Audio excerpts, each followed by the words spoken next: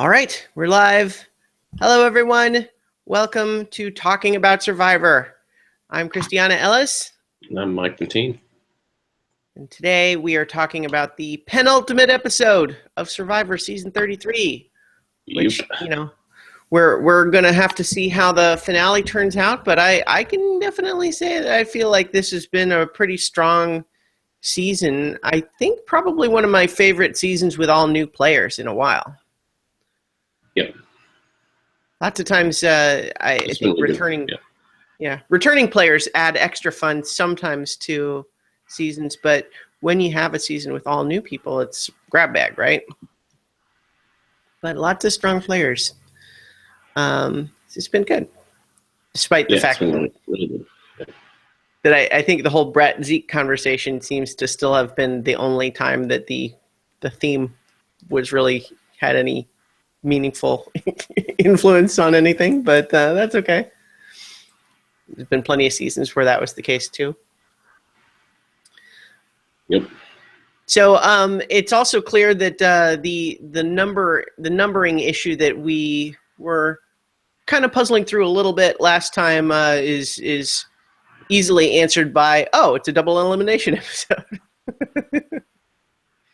Yep. It's like, would we be going to finale with 7? That seems high, but 6 is more reasonable. So we go from 8 to 6 in one episode.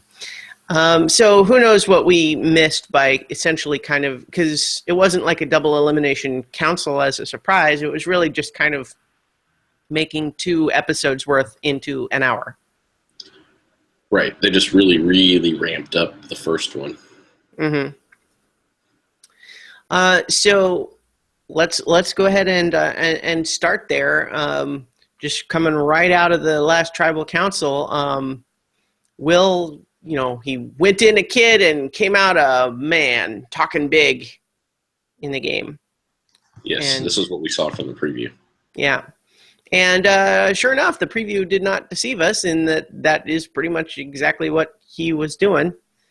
And I think as an 18-year-old, we can sort of reflect that he learned a lesson that probably a lot of people have to learn at some point, which is that, like, if you already are feeling like people maybe don't respect you and you win a minor victory, that does not make you now in charge. Yep.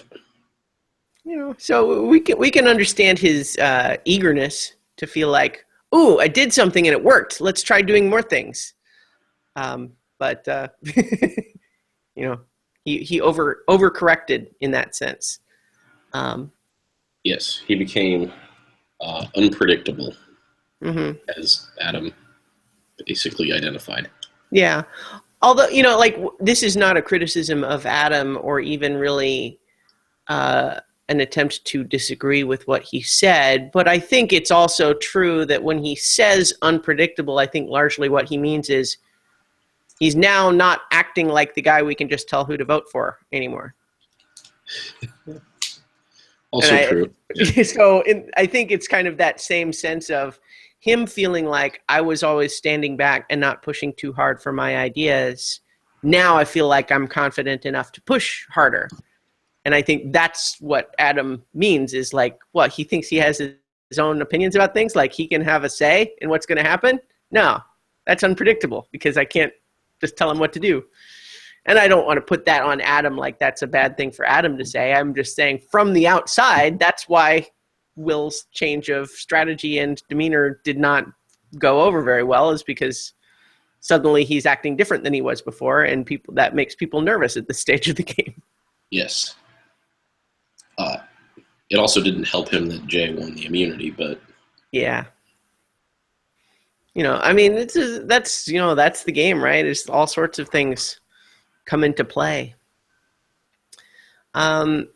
We also, coming out of that tribal council, though, we have Brett and Sunday frustrated, obviously, to have lost their ally, Zeke. I think that they handle it pretty well in the sense of not wasting any time being mad at the people for voting out Zeke. Because really, what does that get you? Nothing. right? So instead, you just say, oh, okay, well, that would make us in the minority now. So let's just pivot and start to say, well, of course we realized Zeke was going to have to go. We were just, planning on doing that a little later. So now that he's gone, great. Another threat removed. Let's focus now on Jay, David, and Will. Yeah, they picked the right. I mean, they made the right approach to go to Adam about bringing. I guess would it be Hannah and Ken? Yeah. Yep. And flipping that majority against David, Jay, and Will, who they think are the bigger threats. Yeah.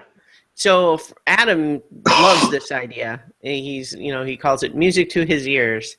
The idea that his tight three with Hannah and Ken would be 1, 2, 3, and if they can bring on Brett and Sunday as 4 and 5, that gives them control.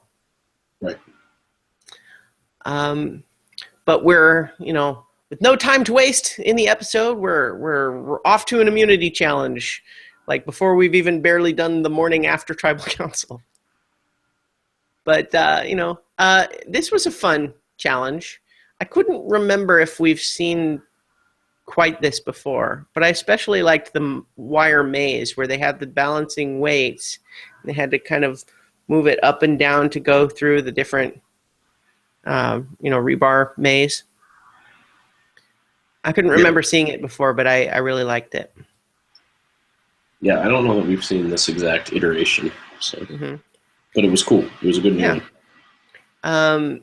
And so towards the end, we have Jay, Brett, and David kind of the ones in the running towards the end. But Jay's in the lead, and sure enough, he wins, which throws a lot of plans into disarray because, of course, not only being immune this time, but also having an idol. Or I'm blurring. Is that right? He does have an idol, yes, and yes, he is immune.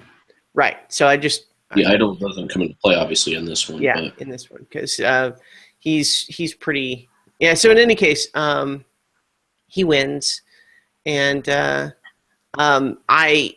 I had heard in advance of watching the episode that it was a double elimination episode, which I don't think is really much of a spoiler. Like I said, it just kind of, as soon as you hear it, it just clicks and say, well, oh, of course. Just that's how the numbers work out. Yeah, and I figured out as soon as they went into immunity challenge, 5 minutes into the episode, I was like, well, this has to be a double elimination. Right. So that's kind of what my note was, is like, even if you hadn't known in advance, this is where you would know, because the whole episode feels like it's in fast forward. We're 20 minutes in and going to tribal council. Yes. So in any case, we have Jay and Will discussing. Will is convinced that David is the biggest threat in the final, and so he should go out before Ken. And he conveys a demeanor of not being open to listening to other alternatives. And I think that's why everyone kind of perceives that and reacts just by saying, well, yeah, okay, yeah, that makes sense, at the same time that they don't necessarily plan to go along with what he's saying. Right. I mean, Will was in everybody's, like, we need to get rid of him bucket.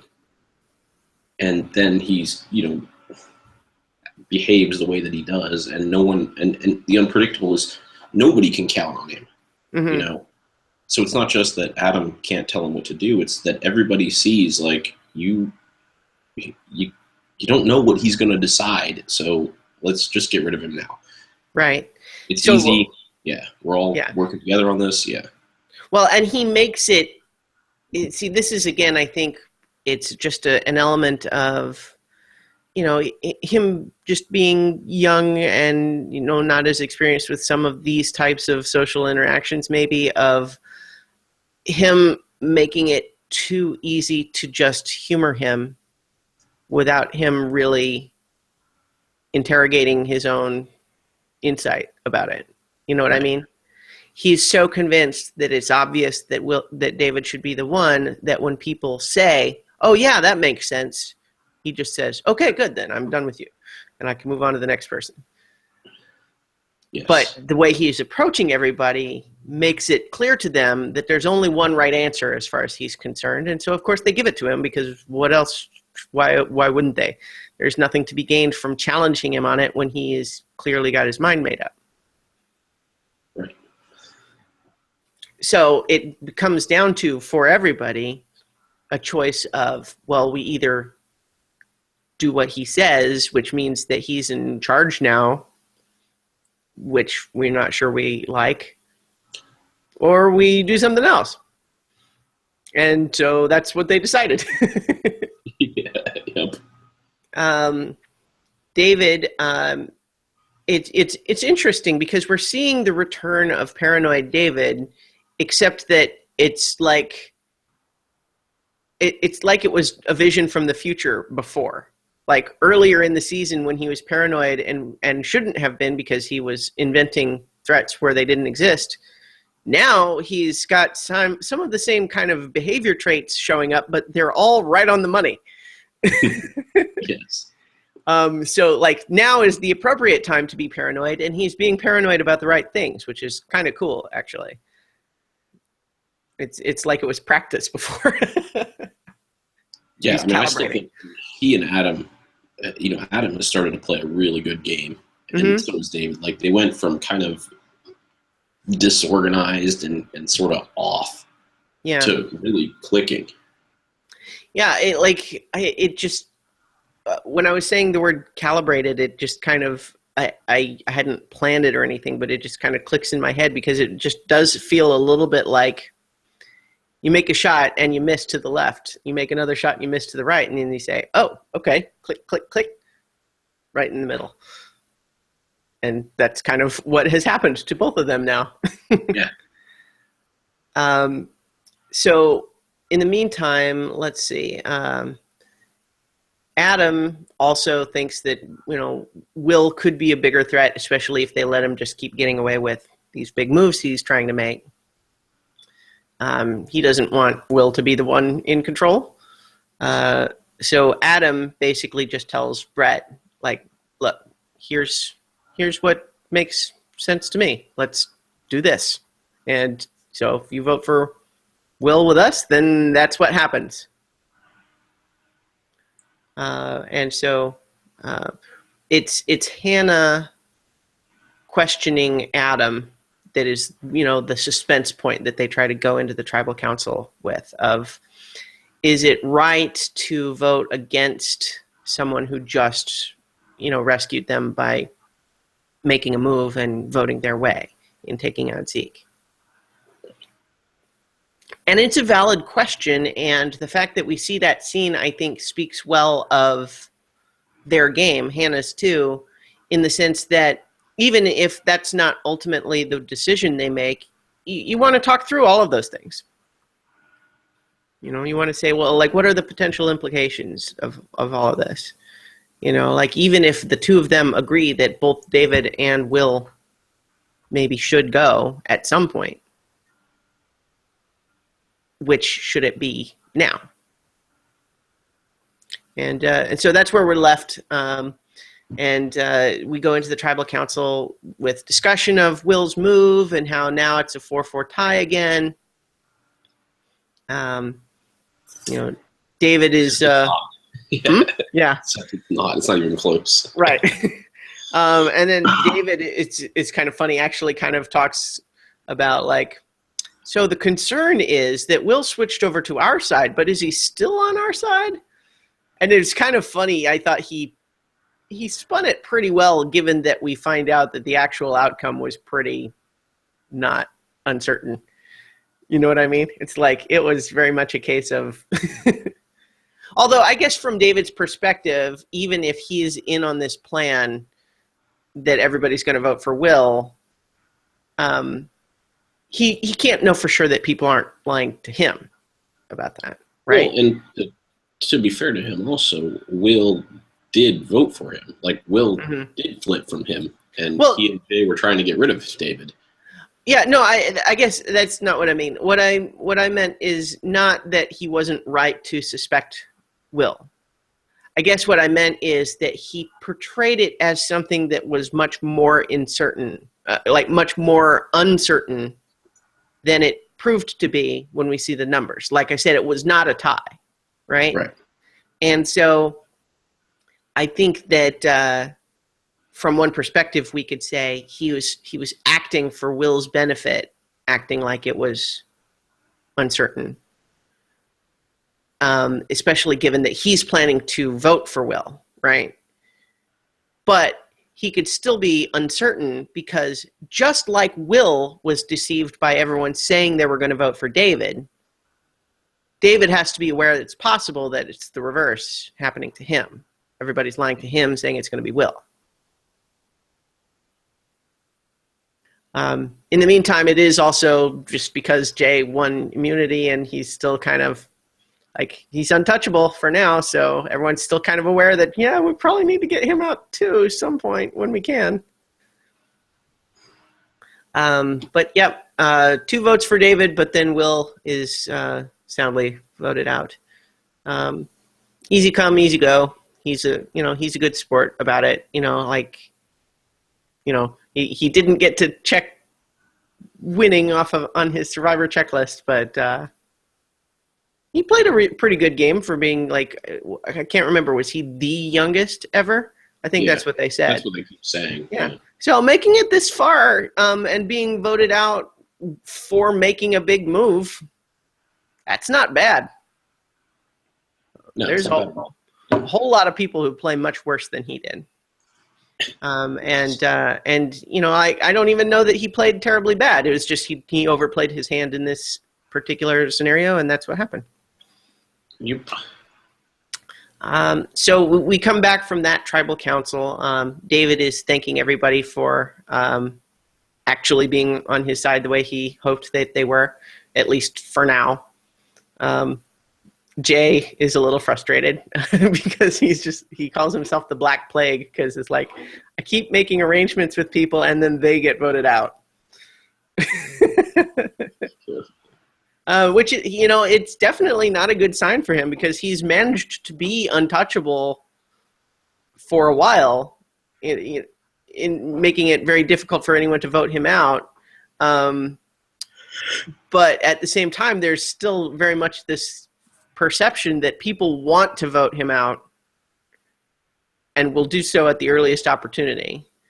Now, technically, I think when Zeke was voted out, Jay was not, like, he wasn't officially immune, but people suspected that he might have an idol, and that was part of what was going on there, right? Right. Yep. So in any case, though, we have Jay and Adam have a fun conversation that reminds me a little bit of the stuff between Zeke and David earlier in the season. Just this idea of they both kind of really like and respect each other as people and yet keep finding themselves in opposition strategically. Yep.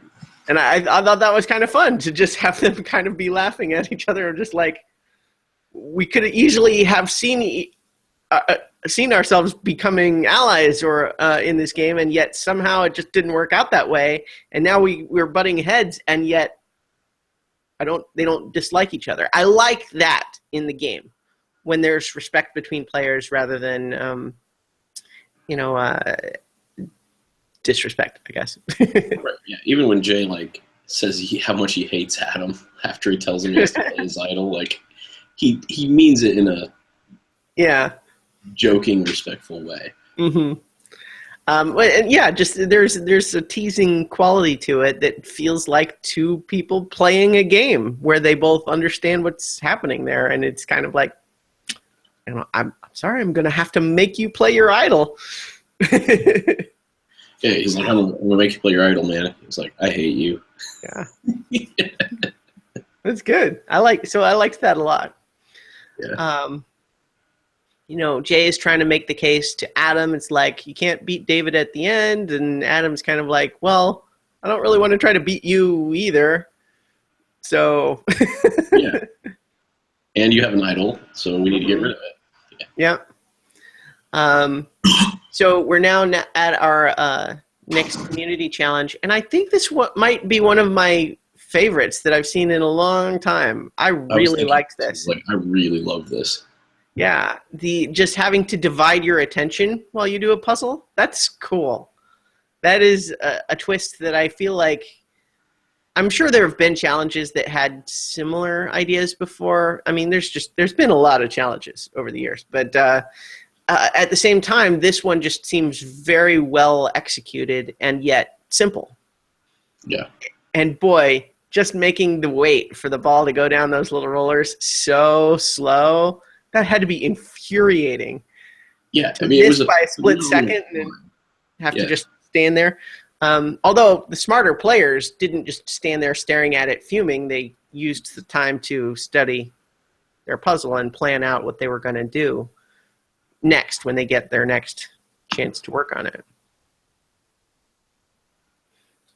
We definitely saw Ken doing that, and we saw Jay doing that, and there was a couple of people, though, that just kind of were staring at the ball, waiting for it to be ready.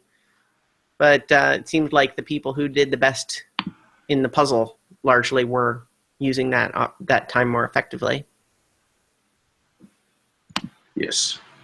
But yeah, I really liked the back and forth quality of it, and the frequency of split second misses was just great. Yep. It's kind of almost a psychology neurohacking sort of exercise in the sense of understanding the way people's brains work when they're trying to do things like solve puzzles, and the idea of having to look away from it and have a sense of time passing and pay attention to something else while you try to solve it. Like that's exactly counter to the way our brains are designed to work when we do that. Yep. So it's really fun. For a while we have David in the lead. But there was a fun moment where Probst was like, David looks like he's, the closest. And Ken just yells out, like, no, he's not. And like, hands off it. But he had it spelled wrong. And what a clever puzzle design, too, that they had the pieces divided in such a way that you could have it look right, but spelled wrong. Right.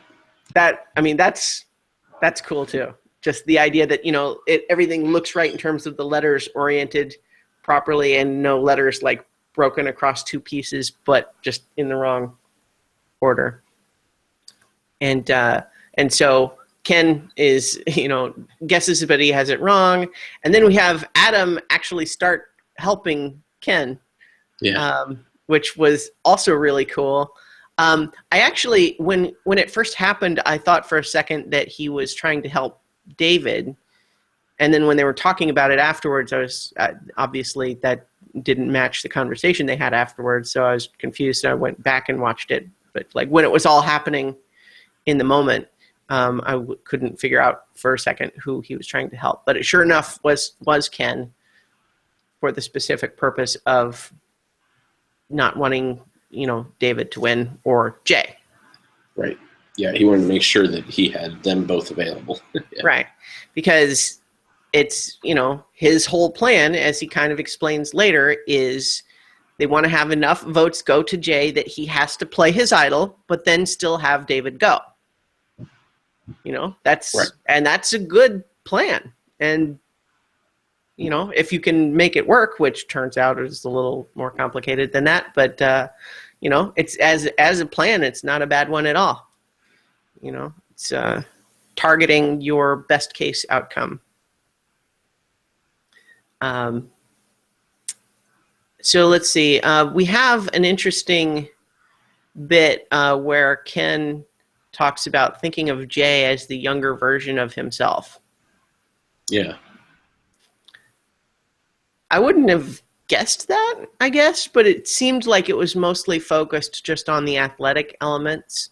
Maybe Ken's just old enough that he's starting to feel like, when you talk about just like sheer athleticism, everyone peaks at a certain point, and maybe Ken just feels like he's maybe just on the other side of that, and he sees Jay back across that threshold. Yeah, I think it's also just the way that Jay's ended up being sort of the outsider. Mm-hmm. Oh, Over yeah. a couple Yeah. weeks, and like Ken kind of feels like he's always mentioned that he's felt like an Mm-hmm. outsider Yeah. That's a good his whole point. life. Yeah. So The idea that he's kind of he's staying in it, he's strong, he's persevering despite having been a target for a while. right. Yeah, that makes a lot of sense. I hadn't thought of it that way. But so yeah, and this is also where we talk about Adam basically saying that this is exactly what he was hoping would happen. You know, like the only thing that could have been better is if he won it himself. But Yeah. But so in any case, we have Adam explaining that whole thing to Jay in a, you know, at least the half of, well, we want to get out David, right? So we need to make sure David didn't win. And so I was helping Ken because Ken was the one who looked like he was close enough that he could beat David. So that's why I helped him. But so David, though, seems to be aware that that's a possibility of what might be happening here. It's like we were saying in the first half of the episode that David's paranoia has proved to be pretty on target for the last couple of episodes.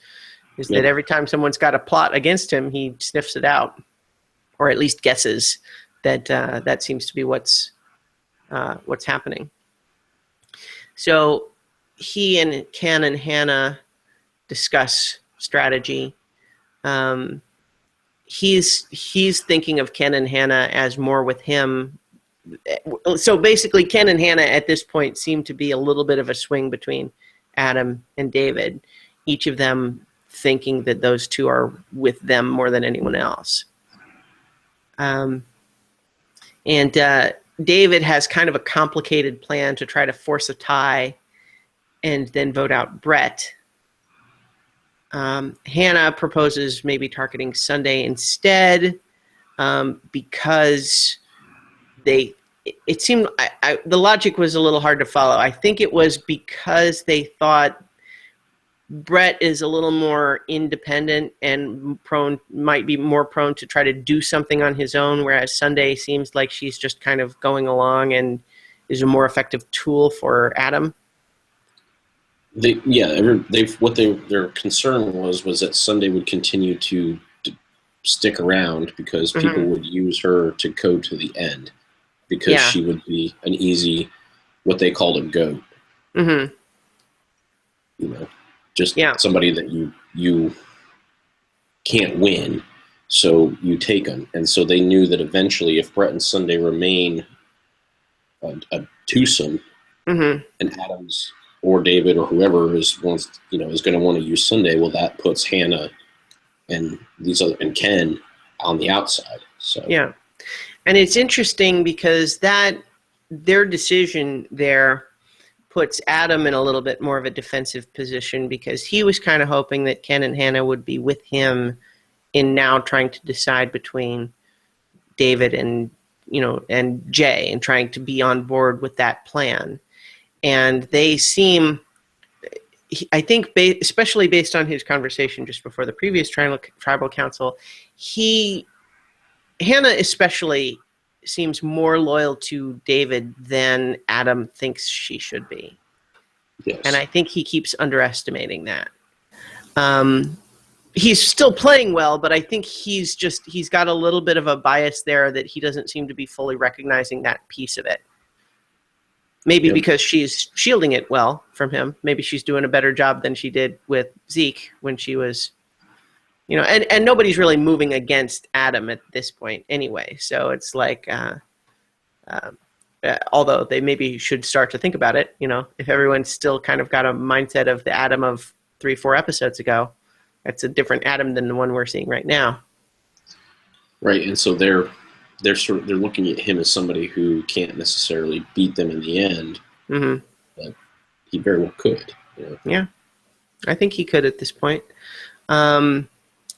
So Hannah and Ken are kind of persuaded by David that maybe Sunday, David and Ken are persuaded by Hannah that maybe they should target Sunday instead of Brett for that plan. But that plan was also kind of based on this idea of doing a tie and assuming some other pieces that don't end up falling that way. Adam talks to Ken and Hannah, and they seem like they're already giving up on the idea of trying to make Jay play his idol. Like they're just kind of writing it off as, well, we can't get him out, and we don't want to risk voting for him, which won't count, and then having someone we don't want to go get voted out. Right. And that's where Adam's a little bit frustrated, because his whole idea was like, well, we kind of want that to happen, right? We want David to go home as a result of Jay playing his idol, but they don't necessarily really want David to go home. So we have Adam's position of, like, the worst case scenario as he sees it is that Jay keeps his idol and doesn't go home and continues in the game. So like he's thinking, best case scenario, we lose either, like, one of the three. We lose the idol and David, or we lose Jay, or we lose David. And any of those three would be good. And now he's looking at a scenario where, like, none of those things might happen. Like, we would keep David, we keep Jay and the idol all in play. And, you know, if they go with that plan. And so he's a little wary of that. And so this is where we get more of that conversation with Adam and Jay of, like, you know, emphasizing, I'm going to make you play it. We're planning to make that happen. So you're going to have to play it if you want to stay in the game. And Jay is aware that it might just be a lie. It's like, you might just be telling me that so that I play the idol, while you're really going to send all your votes to someone else. And as we're kind of seeing, he's like, yeah, that's kind of. And it's funny because it wasn't an outright lie. It's what Adam wanted to happen, was to make Jay play his idol. It just wasn't what was going to end up happening. So, while it was an untruth, like, deep down, Adam can sell it because it's what he wants. Well, yeah, it was an exaggeration in terms of how much control he actually had over it. So, I'm just pulling up the actual votes. So the two votes for David were Brett and yeah. And then Sunday was not let in on the real plan, so she voted for Jay. Either that, or maybe it was all part of the whole thing of trying to make sure that he got at least one vote. No, I think she still thought it was a split vote thing. The David versus Jay idea. Yeah, and I think Brett thought that as well. Mm-hmm. That's a good point. I suspect that you're right, that the two of them were told the same thing, and it's just that they were on opposite sides of the intended split. We get another really nice moment between Adam and Jay, though, where Adam tells Jay about his mom's cancer, and Jay gets really emotional too. It's not clear exactly what Jay's reaction is at first, because he just kind of pulls his buff down over his eyes, but it seems clear, as the conversation progresses, that it's kind of a, like, I'm trying not to cry too, because it just reminds him that his own mother has health problems of her own.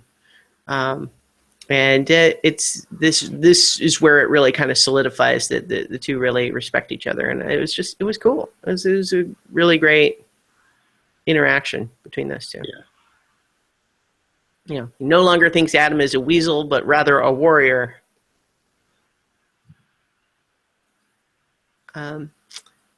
So in the meantime, Adam, who has been reluctant to do this plan for voting for Sunday, Hannah pitches him again, saying, look, it makes David more loyal to us, but she also understands why he's reluctant. They're kind of on opposite sides of the same page in that they're very close in their respective analyses of the game. Is just that she's just on one side of the decision and he's just on the other side.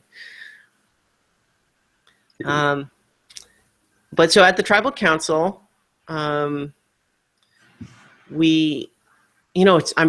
funny. I'm just realizing how fast we're going too. I mean, it's an hour, but it just feels like there's less meat to chew on in a lot of ways when they do these fast forward double elimination episodes. Yeah, I mean, it's just one thing happens right after the other. But in any case, so we're already now at the second tribal council.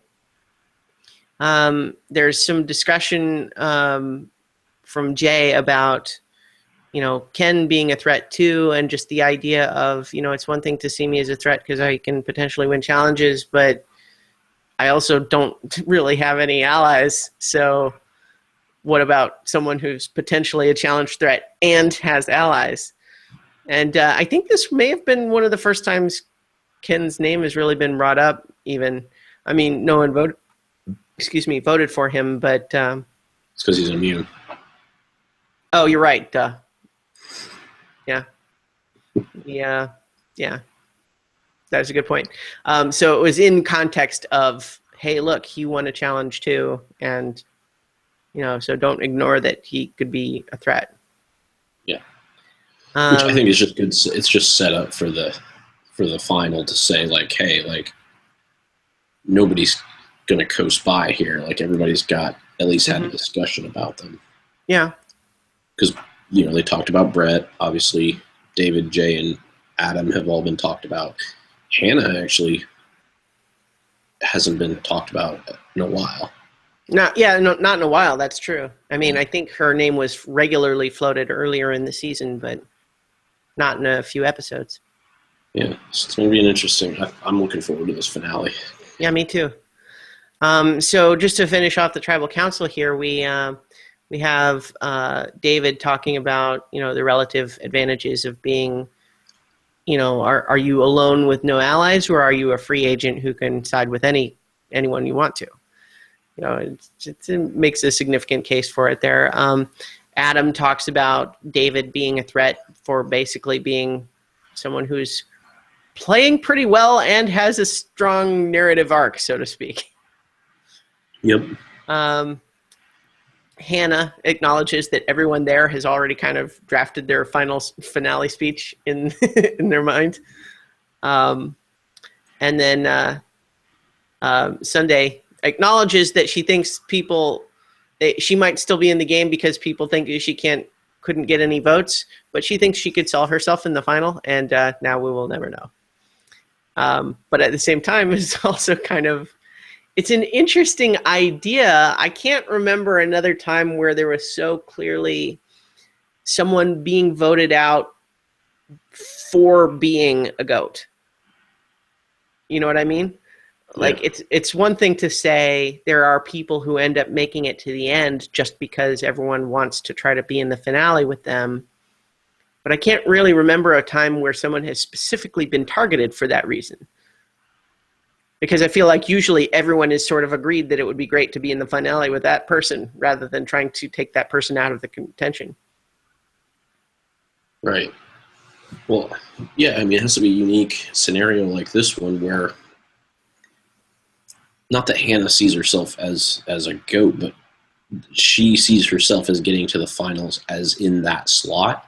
Sunday? And having a better chance. Yeah. No, Hannah sees herself as getting in that slot. Okay. So she targets Sunday so that she doesn't, because Sunday is better for that slot for everybody. Oh, yeah, okay. Yeah, I can see that. So that's why it's like a unique situation is that you have somebody who is playing well and thinks about how to do things well, who wants to be alongside like the big players and try to beat them, and sees that this other person can come in, and so you target them ahead of time so that the big player. So now she becomes the one that can be the focal point of all the them. Yeah, maybe I didn't even really think of that, just because I don't really think of Hannah that way at this point. You know what I mean? Like, I think there are stronger players, but she's not been doing poorly. She's been having a lot of solid strategy. No, exactly. And that's why this is such a unique situation, is that the person who wants to slide into that slot is someone who has been playing solidly. And so they want to make sure that the person who is so clearly playing poorly is gone, so that they can be, like, she is actually strategically playing for that slot. She's not going to just stand up there and make that case emptily like some people do. Like, oh, it was my game all the time to be useless. Yeah. So that I could be. Yeah, it's interesting too, just because we do at this point in the season a lot of times have this weird dynamic, and I'm sure we'll see some of this in the finale too, of people in tribal councils being forced to make the case that they should be brought along because they won't win, in front of the people that they're then going to have to try to convince that they should win. And that's tricky, so we'll see if that comes into play in the finale. In the meantime, Jay is just paranoid enough about the whole thing that he does decide to reluctantly play his idol, better safe than sorry. And then, of course, he's groans later when it turns out he didn't have to use it after all. We don't see the vote cast for Jay, but the first vote. Sorry, the first vote was cast for Jay and did not count. So, and then we saw 2 votes for David, and then all the rest were for Sunday. And as Sunday walks out, she says, "Dang it," which I don't know. I hadn't had a lot of stuff to like about Sunday necessarily. Not that there was anything to dislike, especially, but just she hadn't stood out very much. But I don't know. I found that little "dang it," that little frustrated. Dang it. I found that kind of endearing. So next time is the finale, and other than just generic finale stuff, we see a little bit of David making a fake idol, apparently, which I'm not sure we've seen done this late in the season before, when there have been so many other real idols already in play. It might be a little harder to pass it off. Yeah, it's going to be interesting. Yeah, but we'll see. So our finale, our final 6, then we have Ken, Jay, David, Hannah, Adam, and who am I missing? Brett. Didn't I say Brett first? I thought. Okay, I said Ken, and I think in my head somehow Ken and Brett, they sound the same or something. All right. Yes. So. Who's the favorite? Who do you think's number 6? Who do you think's the final 3? Who's the winner? This is really tough to predict, because all of them are capable of winning immunities right now.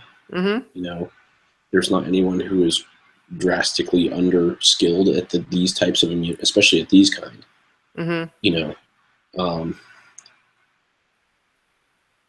I have a feeling that the next immunity challenge will be like the giant mousetrap thing.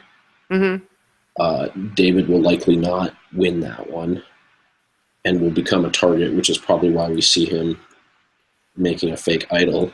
Like you said, I can't see that being successful. I see them taking David out at 6, unfortunately. Yeah. And then their desire would probably be Jay next. But he's a wild card because he can win immunities, Yeah.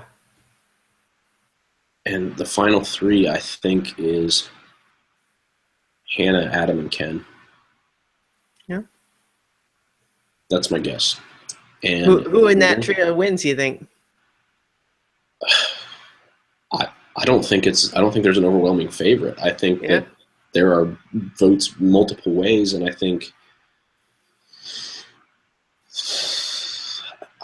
I'd love to see Ken win. Yeah. I think Adam would have a really good shot. I think Hannah's got a shot in that final 3. but I think that, Adam's erraticism early on may have left some people. His arc isn't as smooth as David's. While we know he's playing a lot better, like it's not as evident.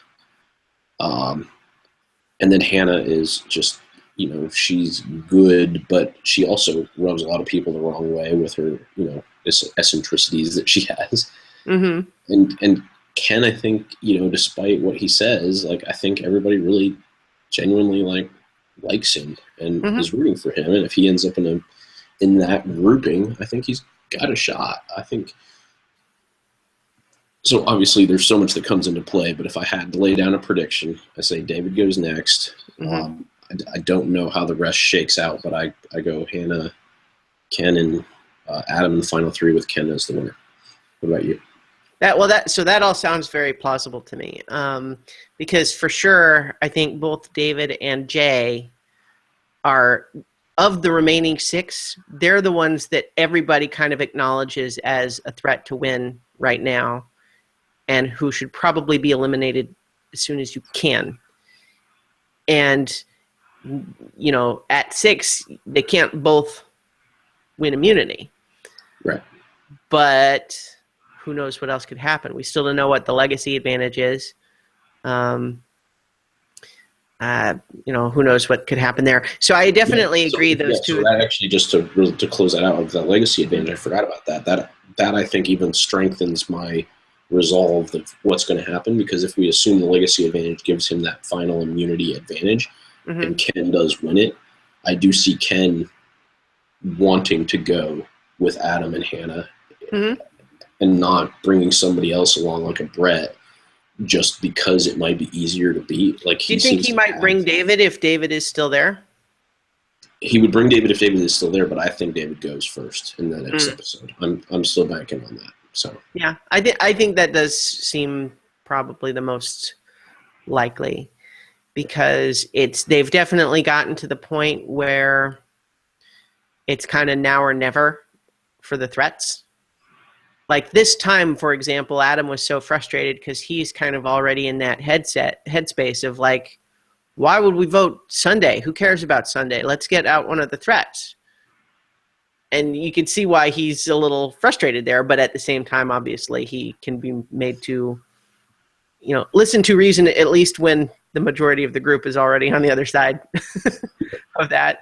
And so I definitely, again, I think without, having perfect knowledge of anything, I agree. David seems like the most obvious target for number 6 because of the group. He's not likely to be the one that wins immunity, and he's an absolute identified target from everybody there. I think if Jay was not immune, he might go first. So I don't know. I think since Jay doesn't have his idol anymore, if he wins immunity, then I think David goes home. If neither of them win immunity, I think it might be easier to vote Jay first and then not David. Yeah. But I think both of them go as soon as they are vulnerable. So I agree. I don't see either of them in the final 3 because they would have to stay immune until then. Nobody wants to be in the finale with them, with the exception maybe that Ken and maybe Hannah would be more okay than the others with having David in the final 3. Yeah. But so at the same time, I think you're right. It's most likely that both of them are out before the final. And I think I'm going to give Brett the possibility of sliding into what would have been Sunday's spot. Yes. And that maybe he slides into the final 3 instead of maybe Adam, for the reason of he will get less votes. Yep. But I think I agree with you that Ken is in a very strong position right now. Hannah is in a very strong position of being able to get to the finals. She'll have a harder sell. Like, I like her, but I think too much of the good work we've seen her do was really just in talking to other people about things, and it might be harder for her to take credit for those, even though we've definitely seen her putting the work in, but she doesn't necessarily have like a big move that she can take full credit for. Right. I mean, her biggest move really is convincing everybody on Sunday this time, which isn't like, it's just not going to be seen as that strong of a move. Like, yeah. So I definitely think, on the off chance that either David or Jay make the finals, I think they win. Yes. But that seems unlikely. And I think, I'll have to agree with you. I think Ken is the favorite after that. We'll see.